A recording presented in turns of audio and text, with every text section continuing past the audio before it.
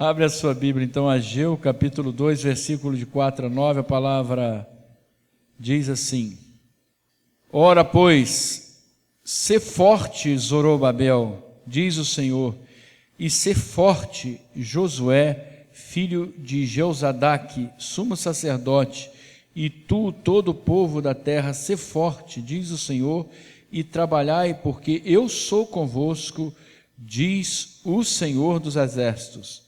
Segundo a palavra da aliança que fiz convosco, quando saístes do Egito, o meu Espírito habita no meio de vós. Repete comigo: o Espírito de Deus habita em nós. Agora fala: glória a Deus. O meu Espírito habita no meio de vós, não temais, pois assim diz o Senhor dos exércitos: ainda uma vez, dentro em pouco, farei abalar o céu, a terra, o mar e a terra seca. Farei abalar todas as nações, e as coisas preciosas de todas as nações virão. E encherei de glória esta casa, e encherei de glória esta casa, e encherei de glória esta casa. Você pode aplaudir o Senhor, porque essa profecia foi dada para você. Aplauda o Senhor. Te agradecemos, Senhor. Diz o Senhor dos exércitos: minha é a prata, meu é o ouro. Diz o Senhor dos exércitos: a glória desta última casa será maior do que a da primeira, diz o Senhor dos exércitos, e neste lugar darei a paz, diz o Senhor dos exércitos. Amém. Querido Deus, a tua palavra desce como um bálsamo do céu para o nosso coração, e eu quero, em nome de Jesus, receber esta palavra, Senhor. Em nome de Jesus, dizer que nós estamos no caminho, nós queremos nos desembaraçar de toda a confusão, de todos os laços, Senhor, para que a tua palavra profética possa alcançar em mim um servo, um obreiro, uma liderança, alguém disposto a pagar o preço para realizar neste lugar, um lugar em que resplandeça a tua glória, que o Senhor cresça e que eu diminua. Canta comigo: que Ele cresça, que eu diminua, que Ele apareça com a sua glória e todo o seu amor, infinita humildade. Canta de novo: que Ele cresça e eu diminua, que Ele apareça, que eu me com a sua glória e todo o seu amor, infinita humildade, servo de todos os irmãos. Amém, glória a Deus. É claro que essa palavra aqui, irmãos, ela se refere à tentativa que o povo judeu estava fazendo de reconstruir não só Jerusalém, mas os muros, o templo, reconstruir a cidade escolhida pelo Senhor. E o profeta Ageu traz uma profecia de Deus para o povo daquele lugar, dizendo: a glória da segunda casa será maior que a da primeira. Amém? Porque Deus é um Deus de recomeço. Deus é um Deus que não desiste. Deus é um Deus que guarda no seu coração e depois coloca de novo em prática aquilo que ele desejou. Vou te falar uma coisa interessante. Como Lucas, aquele barbudinho que estava aqui na quinta-feira, eu esqueci o nome dele. Franklin. Ele falou para mim: pastor, deixa eu te falar uma coisa. A igreja onde a minha mãe frequentou muito era aqui do lado, era essa casa aqui do lado. E eles oravam porque tinha aqui uma boate, e ele falava assim: Senhor, derruba isso, Senhor, derruba. E a igreja dele saiu, mas o pedido não saiu. E nós estamos aqui por quê, irmãos? Porque Deus derruba potestades quando o crente ora, amém? Nós somos chamados para orar, irmãos. Você é embaixador de Jesus. Se você perceber uma coisa, você vai entender a lógica das dimensões espirituais. Tudo que há para ser conquistado já foi conquistado, porque Deus deu para Jesus.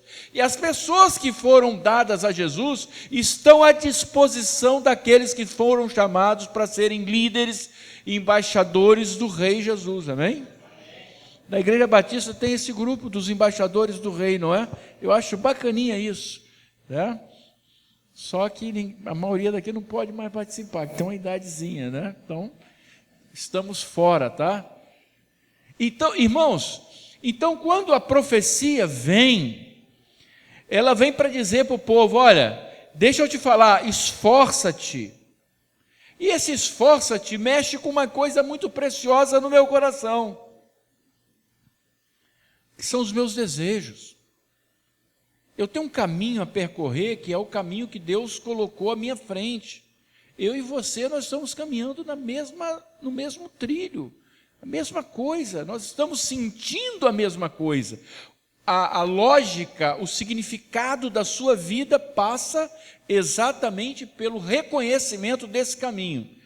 Quando antigamente os cristãos se encontravam, e porque eram perseguidos, eles faziam assim no caminho, ó, faziam assim, ó. Era um peixinho. Então você era reconhecido por esse gesto. Hoje nós estamos nesse mesmo caminho, caminhando em direção ao alvo que o Senhor traçou para nós. Nós temos dentro de nós um propósito de Deus. O que pode deter esse propósito? Os meus desejos. No Salmo 38, versículo 9, a palavra diz assim: Senhor, diante de ti está todo o meu desejo e o meu suspirar não te é oculto. As coisas que eu estou desejando estão diante de Deus. Duas coisas são colocadas frente a frente. Uma é o meu desejo, aquilo que eu ansiosamente desejo. A outra é o que Deus deseja. Eu quero conciliar essas coisas. Eu quero harmonizar essas coisas. Porque esse desejo, os nossos desejos podem ser satisfeitos. Podem. Ou são satisfeitos pelo diabo, e o diabo arrasta muita gente por conta disso, porque você, na verdade, vai ganhando cada vez mais, ganha, conquista, e você acha que você tem muito mais a conquistar. Eu vivo numa área em que as pessoas são desejosas de conquistar cada vez mais. A pessoa faz um concurso, daqui a pouco faz outro, e vai por aí afora e não tem tempo, o tempo é curto, eu preciso, e o desejo que eu tenho, ele supera o desejo que Deus tem. Então, a primeira coisa que eu preciso aprender é que os meus desejos, eles podem ser realizados por três fatores. Primeiro, o diabo. O diabo pode semear em mim um desejo desenfreado de consumo, de riqueza, de conquista. Quando você olha, por exemplo, o poder no Brasil, os governantes, você percebe isso, que há uma sombra sobre essas pessoas que cega o entendimento delas. Estão roubando, desviando dinheiro, desviando tudo em nome de quê? Né? Como que essas pessoas podem amanhecer um dia com o seu rosto na manchete de jornal por causa de poder? Isso é o diabo que coloca esse desejo dentro dos corações. Pessoas que são violentas. Irmãos, deixa eu te falar uma coisa, não conte para ninguém isso. Eu estava conversando com um rapaz no tribunal, ele trabalha lá junto à presidência. Existe um desembargador lá, e esse desembargador é conhecido como uma das pessoas mais grossas do tribunal.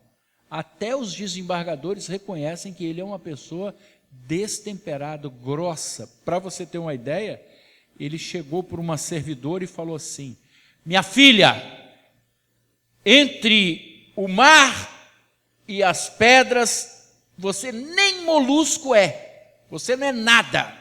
Falou assim para ela. E cala a sua boca. Você sabe que ele é evangélico? O palhaço é evangélico. Eu fiquei impressionado, eu falei com esse rapaz estava me falando, pastor, eu falei, meu Deus, que coisa triste. Eu falei, não, ele virou para mim e falou, pastor, não fica triste não, porque o pior, o senhor não sabe. Eu falei, o que, tem alguma coisa pior? Tem, ele é da minha igreja. Eu falei, aí meu amigo, aí você me desculpa, você tem que ir lá no seu pastor e falar com o pastor isso. Tem que chamar. Porque aqui dentro, irmãos, se ele fosse daqui, eu já estava botando ele para fora. Vai lá para o gabinete. E ficar no gabinete do pastor aqui na Bethesda não é para qualquer um, não. Tem que ter força, porque o troço é quente, tá, irmão? Aqui e dali, hoje nós fizemos uma reunião lá. Olha, eu fiquei admirado com a atenção. Olha, estávamos ali, eu, Dalto, Cíntia e Elinho. E eles quase que não falaram, mas não falaram porque não estavam conseguindo, a garganta seca. Irmãos, isso nos mostra o quanto nós precisamos orar ao Senhor para que esse poder que o diabo coloca não seja confundido como unção de Deus. O cara entrar dentro de uma igreja falando, eu sou desembargador, o Senhor me deu essa bênção. Lá em Itaperuna tinha um cara que tinha um plástico no carro assim, foi Jesus que me deu. Teve um dia que a gente ia fazer um evangelismo lá no Limoeiro, aí ele falou assim, não quer que eu coloque meu carro naquele lameiro lá, né? Eu falei, o seu não, o de Jesus. Mas ali não vai.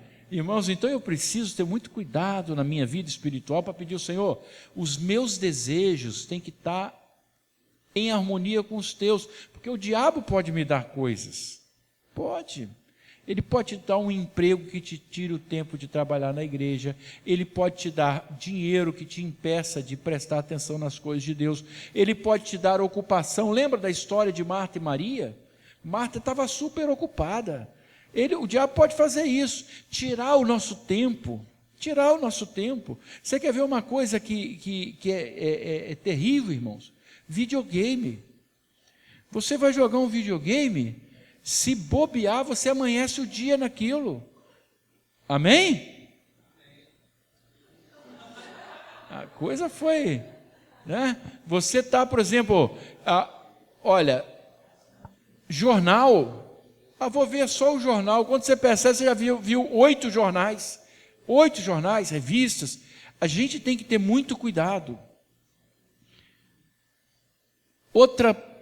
Primeira coisa que pode atender ao meu desejo é o diabo. O segundo sou eu mesmo. Eu posso me esforçar e conquistar as coisas, mas que não sejam da vontade de Deus. E por último, irmãos, eu posso alcançar meu desejo por causa de Deus. Pega na sua Bíblia aí no Salmo 37, versículo 4. É isso, a nossa vida aqui, irmãos, é muito... 37, 4. Agrada-te do Senhor e Ele satisfará aos desejos do teu coração. Amém? Agrada-te do Senhor. Eu tenho por agradável servir a casa do Senhor, servir a família do Senhor, me esforçar para estar no caminho do Senhor. Sabe por quê? Eu tenho um longo caminho pela frente, um longo caminho. E cabe a mim decidir qual é o resultado da minha história. Deixa eu te falar, o carro que você tem hoje, a roupa que você tem hoje, as coisas que você tem hoje, ninguém vai se lembrar delas, porque isso aí vai envelhecer, vai sumir. Mas aquilo que você é para as pessoas, isso vai viver eternamente no coração delas. Aquilo que você veste, aquilo que você canta, aquilo que você tem por casa, carro, isso aí filho nenhum vai lembrar. Mas quem você é em casa, isso vai trazer lembrança ao coração dos seus filhos. Então invista no caminho que você tem de seguir. Invista na obra que você tem que fazer. Segundo, eu estive lendo o livro de Ageu, irmãos, e no capítulo, volta lá em Ageu, por favor. Você fala, pastor, eu acabei de sair de lá. Vamos voltar, capítulo 1, e você vai refletir comigo aqui. Ageu capítulo 1, versículos 5 a 7 diz assim: Ora, pois, assim diz o Senhor dos Exércitos: considerai o vosso passado, tendes semeado muito e recolhido pouco, comeis, mas não chega para fartar-vos, bebeis, mas não dá para saciar-vos, vestivos, mas ninguém se aquece, e o que recebe salário, recebe-o para pô-lo num saquetel furado. Assim diz o Senhor dos Exércitos: considerai o vosso passado, subi ao monte, trazei madeira e edificai a casa, dela me agradarei e serei glorificado, diz o Senhor. O que a palavra está dizendo? Considera o seu passado, amigo, tudo aquilo que você tem realizado, o caminho que você tem percorrido, porque tudo isso não traz satisfação. O que traz satisfação na nossa vida é construir um lugar para Deus, e esse lugar está dentro de nós. É isso. Irmãos, nós vivemos um tempo em que tudo é muito fácil, tudo é muito fácil. Olha, eu me lembro quando eu tinha em torno de 8, 9 anos, o papai resolveu fazer um investimento maravilhoso. Ele comprou um reloginho Mondaine para cada filho. Era de corda, quadradinho, um reloginho, deu para a gente. E era uma coisa que a gente ficava lá assim, né? Tinha um reloginho, uma coisa maravilhosa, era uma coisa, puxa vida. E a gente tinha aquilo como, hoje, você passa ali, R$10, relógio, R$10, 5 por 15, né? Eu falei, meu Deus, aquilo que na minha época tinha muito valor, hoje, né? Antigamente hoje é um tempo muito fácil, irmãos. Você pega um videogame, um Atari. Eu sou da geração do Atari, tem muita gente que não sabe nem. Quem sabe o que é Atari? Aqui levanta a mão. Até que tem muito viciado em jogo aqui, né? Irmãos, você comprava um cartucho caríssimo, que era um joguinho bobo, uma coisinha. Eu comprei uma vez aqui em Niterói um jogo que era uma corrida de moto. A corrida de moto era um pauzinho que fazia assim, e todo mundo ficava, que bobagem, não sei o quê. Hoje você pega, não precisa nem de cartucho, cabe dentro de um celular, todos os jogos de Atari. Você fala assim, isso aqui o que é? Todos os jogos de Atari estão ali. Eu falei, mas como? Porque hoje é um tempo de facilidade. Hoje você pega, irmãos, eu tenho um site que manda para mim e-mail de pregações, tem para mais de 3 mil. Eu não consigo ouvir isso. No início eu tentei, mas depois você não consegue mais. Você liga a televisão, tem gente pregando, liga o computador, tem gente pregando para tudo quanto é lado, tem música e por aí vai. Hoje é o tempo da facilidade, mas o que traz contentamento não é a sua capacidade de ter. O que traz contentamento é o que você é. Você pode ouvir falar de Deus, você pode viver coisas maravilhosas, mas se dentro de você Deus não estiver dando paz, nada feito. Então, o que a palavra está dizendo é isso, olha, se você fizer muito, se você trabalhar muito, e não se preocupar com as coisas de Deus, isso vai ser um saquetel furado. Você vai chegar no final dos seus dias, olhar para trás e falar assim, o que eu conquistei, valeu a pena? Né? E nem Fernando Pessoa, com a frase dele, adianta alguma coisa. Tudo vale a pena se a alma não é pequena, porque também morreu. Mas aqueles que estão no Senhor viverão eternamente, amém? Então presta atenção, considera os seus caminhos, qual a direção que Deus tem dado na sua vida? Qual é a direção que Deus tem dado para você hoje? Quem você era e quem você é hoje? Mudou para melhor? Você está mais próximo de Deus? Você hoje, de fato, você está cultivando coisas eternas dentro de você? Você tem dado uma resposta no seu desejo, no seu coração para Deus? Considerar o passado não significa que você vai estar preso às coisas que você era. Porque tem muita gente assim.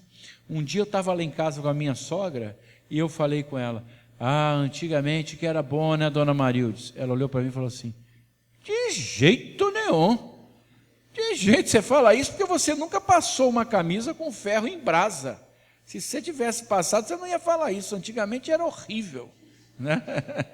Então, eu quero, na verdade, não estar preso ao passado, mas ter a capacidade de lembrar de quem eu era e o que o Senhor tem feito na minha vida, porque eu preciso construir uma casa para o Senhor. Fala assim: eu preciso construir uma casa para o Senhor.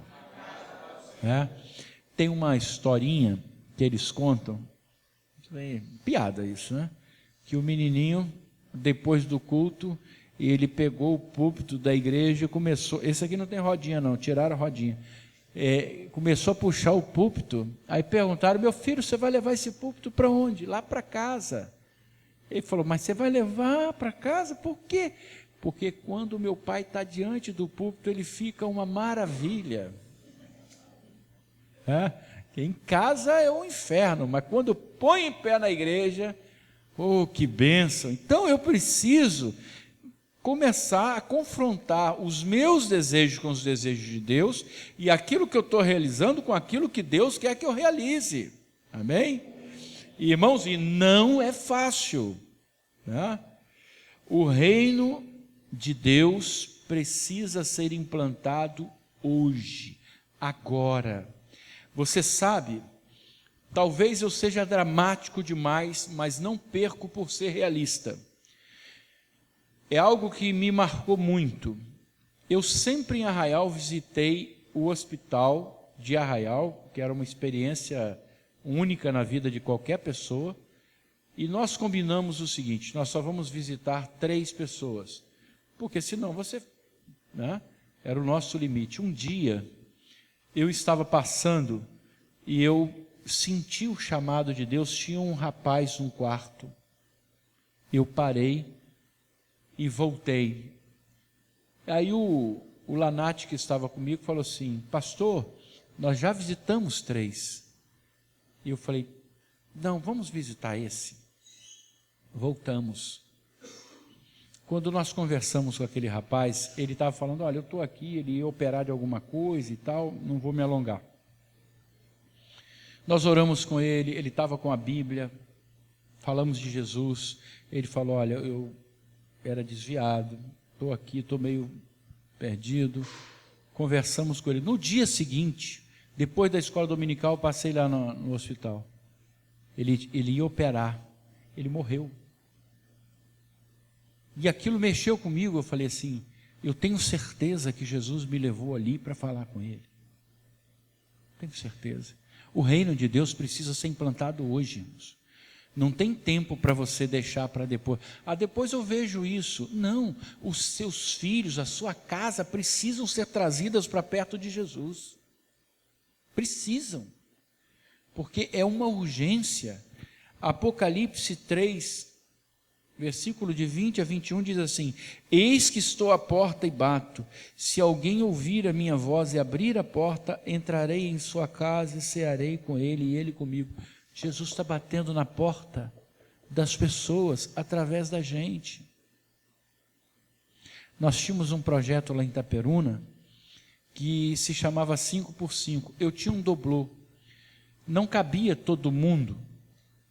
normalmente não dobrou, mas nós colocávamos ali uma multidão de gente, né?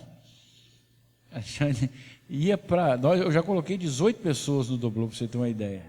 Né, Lucas? E a gente estava indo para fazer as visitas dentro do doblô, aí tinha muita gente. A Belmira falou: pastor, é melhor desviar, porque a gente está passando em frente à delegacia. Eu falei: não, nós estamos fazendo a obra de Deus, vamos embora. Nós paramos no sinal, irmãos, e nós estávamos orando. E a gente ia para as casas orando. A gente saía para visitar com o pessoal clamando dentro do doblô, e o doblô balançava, sabe? Aquela coisa. E o carro da polícia parou do nosso lado no sinal. O policial olhou, eu olhei para ele, todo mundo clamando, e eu fiz assim. Ele olhou e fez assim para mim, tipo assim: eu não acredito no que eu estou vendo. Mas a glória de Deus estava ali. E nós estávamos indo para a Cidade Nova. Aí Deus falou para mim assim: entra. Aquele pessoal todo ali dentro. Opa! Ó glória, vamos embora. E fomos com o doblô. Paramos em frente a uma casa de um cara. Irmãos, ele tinha trabalhado comigo e com a Jane. A esposa dele hoje está lá na Betesda. Mas ele estava afastado de Deus. Nós fomos lá. Nós chamamos, conversei com ele, oramos. Eu me lembro ele arrumando a camisa assim. Era um domingo. Ele falou: eu vou lá. Que hora que é o culto? Eu falei: 7 horas. Vou lá. Eu falei: cara, eu vou te esperar na porta da igreja. Eu vou lá. Não foi. A esposa dele falou assim: você tem que ir, você está combinando com ele. Dali nós saímos, fizemos a oração, saímos e fomos embora. À noite eu estava lá, em guarda. Não veio. Naquela semana, ele tinha mostrado para mim, ele tinha comprado uma moto bonita. Naquela semana ele morreu. Eu, no meu coração, eu trago as palavras do meu mestre Jesus: faça. E eu faço, com urgência, porque nós precisamos remir o tempo na nossa vida. Você sabe o que eu soube depois? Uma pessoa que o conhece disse assim: olha, eu estive conversando com ele e ele me disse assim: eu só peço uma coisa para Deus, que se for para me levar uma hora dessas aí, que me mande um aviso, porque eu estou afastado, estou levando uma vida muito de pecado. Deus se lembra da oração que você faz hoje. Deus mandou a gente lá para falar com ele: ó, vamos preparar o caminho.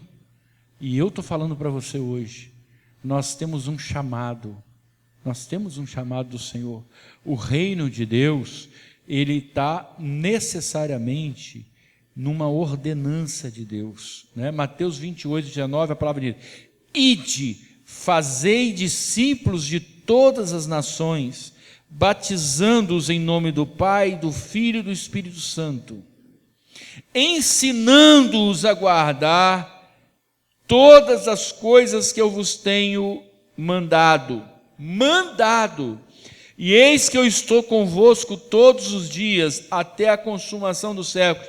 Ide é uma ordenança de Deus. Ensina é outra ordenança, é evangelizar e ensinar, é ordem de Deus. Nós não podemos estar dentro da igreja satisfeitos com a nossa situação, porque o tempo de Deus tocar o nosso coração poderosamente é hoje. O tempo de você chegar em casa e falar assim: tenho palavras de vida para as pessoas, é hoje. Irmãos, Jesus falou uma história, contou uma história interessantíssima. Ele começa a história assim: saiu o semeador a semear.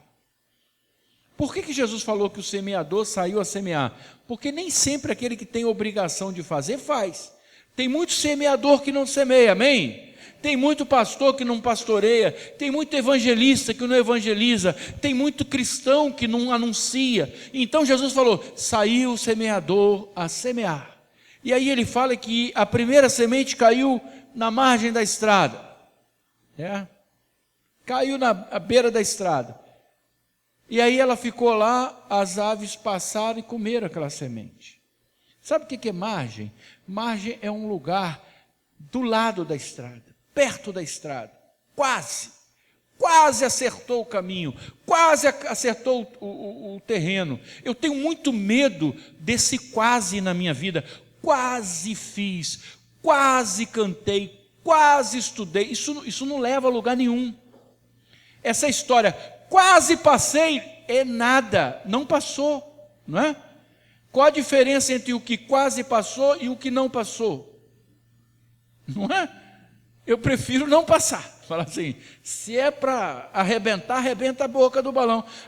A semente caiu na beira da estrada. Que semente é essa? A palavra, aquele ensinamento de Deus, aquela mensagem que veio sem ninguém esperar, caiu na beira da estrada.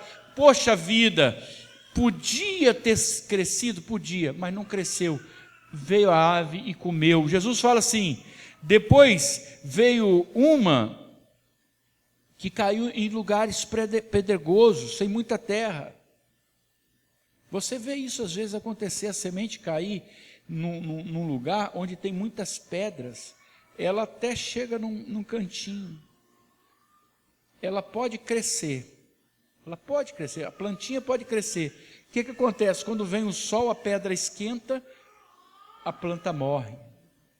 A planta morre. O que é isso? É a pessoa que tem coração duro. Tem algumas coisas. Fala assim, pastor, eu tive com um rapaz desse há umas 3 semanas. Fala assim, pastor, o senhor sabe que eu sou desviado? Fala quase com orgulho. Eu falo assim, você é desviado. Eu, meu, como é que você fala isso, cara? Eu lembro quando eu ia com a minha mãe, eu ia na igreja lá, eu até cantava. Eu era da Assembleia de Deus lá em Cabo Frio, cantava e tal. Essas lembranças são esse terreninho entre as pedras. É um terreninho fraco entre as pedras. Ali a palavra até pode crescer um pouquinho. Mas se demorar, se vier o tempo forte, quente, mata. Então, o que eu semeei, a palavra que eu semeei no coração dele, ele saiu daqui e falou assim, vem no domingo aí, cara. Revê essa situação. A mamãe já morreu.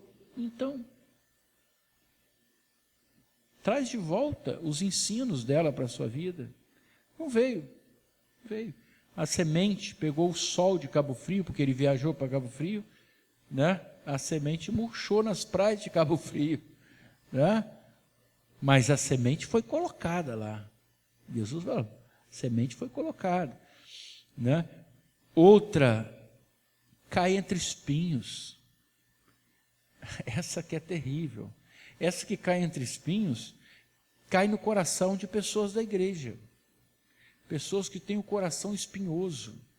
Pessoas que você não consegue alcançar. Porque você se machuca quando você procura a semente que foi colocada ali, você se machuca. Pessoas que são de ânimo violento, afastam a docilidade de Deus, né? E aí eu me lembro de uma mulher que é encantadora, Susana Wesley.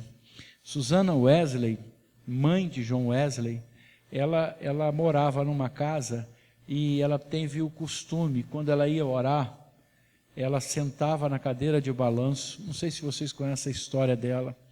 Ela sentava no balanço, pegava o pano de prato e colocava no rosto assim, ó, e ficava.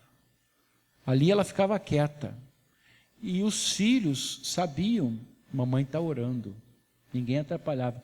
Os 19 filhos dela não incomodavam. Os 19, todos têm história de perseverança na obra de Deus. Você sabe por quê? Porque ela orava. Tira tempo para orar pela sua casa. A semente foi semeada no coração dos seus filhos, era o terreno fértil. A mãe semeou, semeou na boa terra, e a palavra de hoje está falando para você assim: esforça-te, tem força, dá a sua contribuição, dá a sua contribuição.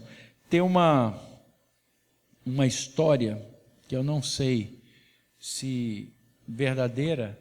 Miguel Ângelo, ele se deparou com uma pedra de mármore muito grande, e as pessoas, ela era tão dura, que as pessoas, quando tentavam fazer alguma coisa nela, não conseguiam. Então, o que ele fez?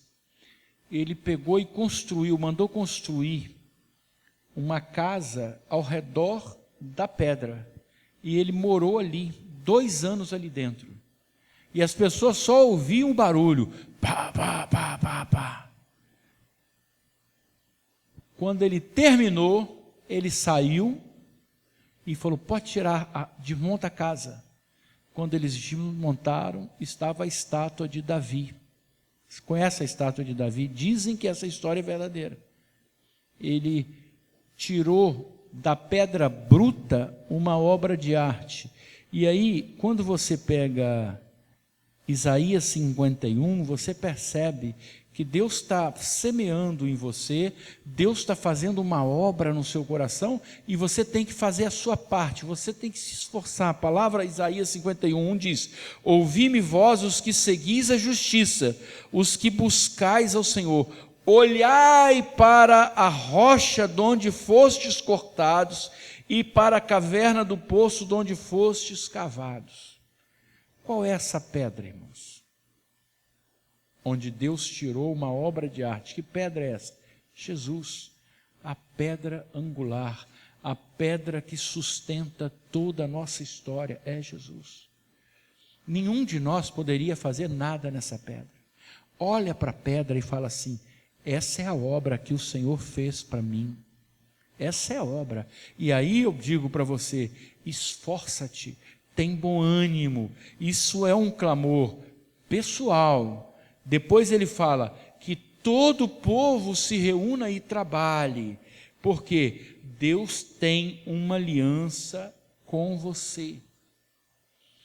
1 Coríntios 3, versículo de 6 a 7, a palavra diz: eu plantei, Apolo regou, mas o crescimento veio de Deus, de modo que nem o que planta é alguma coisa, nem o que rega, mas Deus que dá o crescimento.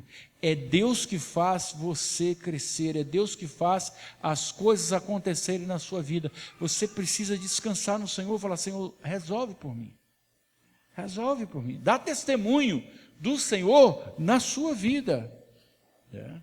Nós precisamos disso para o nosso coração. Eu quero exortar você hoje, nessa noite, para que você entenda que Deus quer fazer uma obra muito melhor que a obra anterior. Deus quer fazer algo, uma segunda chance, um segundo projeto, um segundo momento na nossa vida. E é isso que eu desejo. Eu desejo servir a um Deus vivo, um Deus que não é um Deus de passado, é um Deus de presente. É o agora que eu quero construir com Deus, é o agora que eu quero exercitar na minha vida. Eu preciso estabelecer aqui, agora, o chamado de Deus. Esforça-te, esforça-te. Eles tinham que construir Jerusalém, tinham que reconstruir o templo, tinham que reconstruir as muralhas. Nós temos que construir algo novo para o Senhor. E eu agradeço a Deus porque você está aqui. Eu agradeço a Deus porque você é terreno fértil de Deus. Eu agradeço a Deus porque nós fazemos parte de uma família da fé que tem sede da verdade do Senhor. Nós fazemos parte de uma família da fé que vai ver o projeto de Deus acontecer nesse lugar. Hoje você está ouvindo e você não está conseguindo alcançar, mas eu estou falando para você, Deus não nos trouxe a este lugar por tanto tempo, com tantas dores, com tanto sofrimento, para que nós não chegássemos aqui e não pudéssemos ver a Canaã que Deus quer estabelecer neste lugar, amém? Eu tenho visto coisas acontecerem ao nosso redor e eu quero profetizar sobre a sua vida. Nós vamos um dia olhar e falar assim: pastor, nós tínhamos a meta de 70, mas nós estamos com 200. Sabe por quê, irmãos? Cada um aqui dentro é menos um lá fora. Cada um aqui dentro é menos um na porta do inferno. Cada filho, cada filha, cada mãe, cada pai, cada um por quem nós orarmos aqui, clamarmos ao Senhor, eu vou glorificar, falar: Senhor, eu te agradeço porque a tua obra está sendo realizada através da minha vida. Amém, igreja? Eu quero que você perceba que Deus quer contar com você. Ah, pastor, mas eu tenho tantas lutas. Acredite que Deus vai estar com você, porque é essa palavra que foi trazida. O profeta Ageu diz que o Espírito do Senhor está conosco. O Senhor garante que o Espírito Santo está conosco. E em todas as circunstâncias Ele vai estar conosco. E eu creio nisso, irmãos. A decisão a tomar é agora. Não é para depois. É tomar essa decisão e despertar para aquilo que Deus vai fazer. E devagar, Deus vai realizando coisas tremendas no nosso meio. Devagar, sem pressa, sem afobação. Eu vou percebendo que Deus vai tomando conta, Deus vai dirigindo, Deus vai conduzindo a sua vida. Amém? Deixa eu falar uma coisa para você. Deus é bom demais. Deus é bom demais. O diabo não tem poder nenhum se o seu coração estiver colocado no Senhor. A sua casa precisa ser guardada no Senhor. Jesus está aqui presente para realizar o que o Senhor tem para realizar nesse lugar. Que você aprenda a caminhar debaixo dos projetos de Deus, dos desejos de Deus. O que você vai semear, vai crescer. A palavra de Ageu diz para o povo de Israel: vocês têm semeado muito e têm colhido pouco, porque vocês não têm semeado para o Senhor. Semeia para o Senhor. Coloca a semente na sua mão e joga no terreno do Senhor. Deixa crescer, para dar uma resposta. O tempo que se chama agora precisa de você. Amém? Eu vou orar por você. Orar para que Deus possa encontrar no seu coração uma semente fértil.